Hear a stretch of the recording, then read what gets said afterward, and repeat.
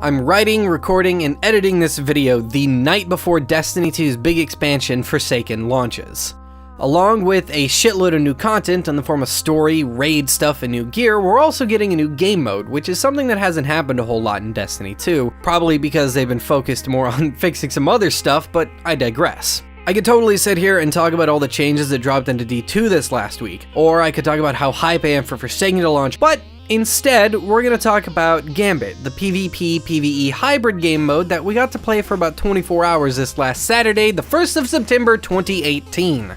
I am an absolute sucker for genre hybridization. I love when a game lists itself as one thing but pulls in heavily from another, and I really think that that's the way that games are going to be developed as we move forward because the lines are just blurring so much. Destiny kinda does that, on the surface. I mean, you could argue it. It's technically a shooter RPG hybrid, and it has a bunch of MMO ideas mixed in, like raids and evolving in-game, and character classes with different playstyles, but it's always had a very solid divide between its player versus player and its player versus environment content. You don't have to worry about other players kicking your ass in raids, and when you're balls deep in the competitive playlist, you don't have to check your corners for big bad boss boys as you try to defuse a bomb.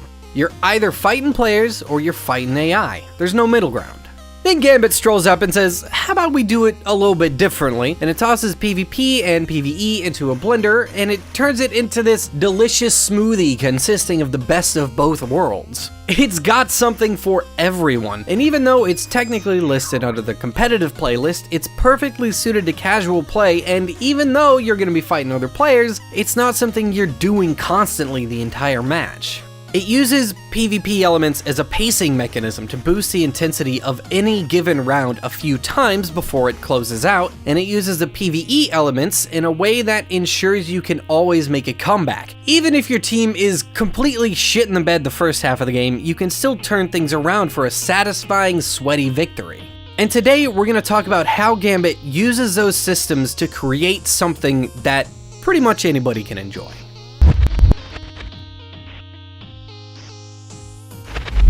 Alright, so what happens in a round of Gambit?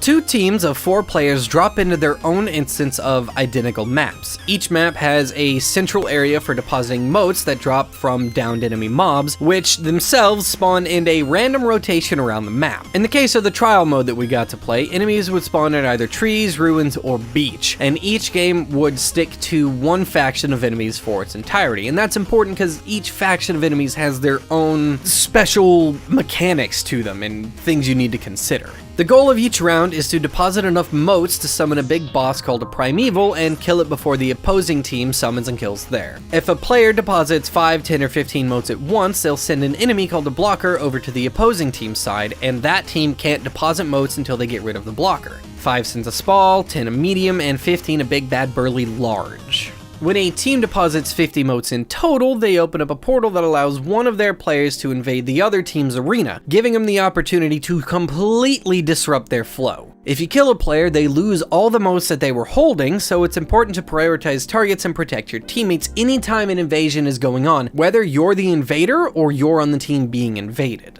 Once the primeval final boss baddie is summoned, anytime a player dies, their team's primeval regains health. And it's not an insignificant chunk of health either. We're talking like it matters when this happens. An invader at any point in the game can totally make or break a team's victory, but that's especially true when that team is fighting the primeval. And when a team has their boss summoned, the opposing team has almost limitless invasions, meaning plenty of opportunities to run over and really mess things up. It creates such a fantastic dynamic and a scaling sense of pace and intensity that doesn't really exist in any other PvP game mode in Destiny 2. So why does this work, and how does it manage to pull in both sides of the PvP and PvE spectrum into one single game mode?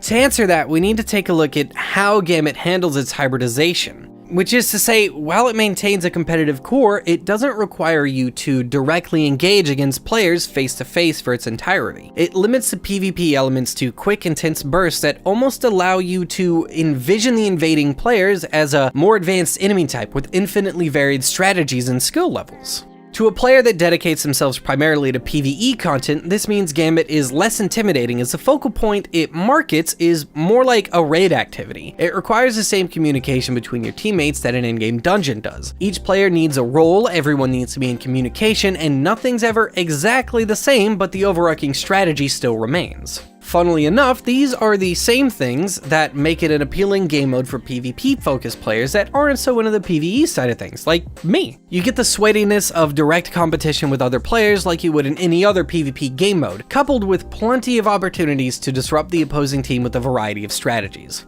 And lastly, for both sides of the coin, there isn't one single optimal loadout. You're not going to be stuck using the same 3 weapons every time you play, and because it's got a little bit of both worlds, you're going to find yourself using weapons that you wouldn't normally equip. It's another fresh bit of variety tossed in that really serves as the cherry on top. Getting to see and play such a flawless game mode hybridization in such a high-profile game is not only refreshing, it's encouraging, and it instills hope. It would have been so easy for Bungie to buy into the big hot-hip trends like other game companies are doing, but they didn't. They could have made some kind of battle royale mode, or they could have just brought back one of the modes from the original Destiny, which would be totally cool, but wouldn't have pulled in an entire half of the player base like Gambit has the potential to. And I say it has the potential to do it, but I know that it does because in my clan that I play Destiny with, there are a bunch of players that don't really care for PvP, but they had a blast playing Gambit with me. It's a creative and fresh take on gameplay that I personally cannot wait to see more of. When you couple that with all the other changes Bungie has been making to Destiny 2 in the last month, it has me immeasurably hopeful for the future of this game that, frankly, I love, but am not afraid to admit has not been living up to expectation.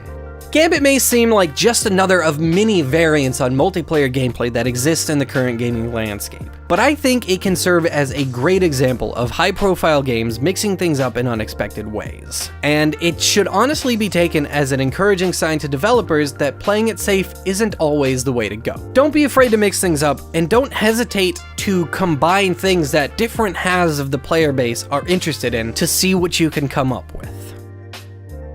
Thanks for watching this video, I hope you enjoyed. If you did enjoy this video, please remember to leave a like and subscribe for more good content like this. And I want to ask, what are some of your favorite gameplay hybrids? Let me know in the comments below. If you'd like to help support this channel, you can donate to my Ko-fi page linked in the description. Each donation is just $3 and it goes directly towards maintaining the website, paying for design work, and purchasing new games to research for the channel. If you can't donate or don't want to, that is totally fine. I'm not trying to pressure you into it. Sharing my videos with your friends is plenty helpful and it is endlessly appreciated. Remember to check out my website, indie-bytes.com, for videos as well as articles covering games and events not covered in this channel. You can find a link to it down in the description. And before we go, I want to give a quick shout out to my boy Peridactyl, who just released a pretty rad video about My Hero Academia and why it's more than just another shonen anime. Go give it a watch. Thanks again for watching, I'll see you next time. Bye!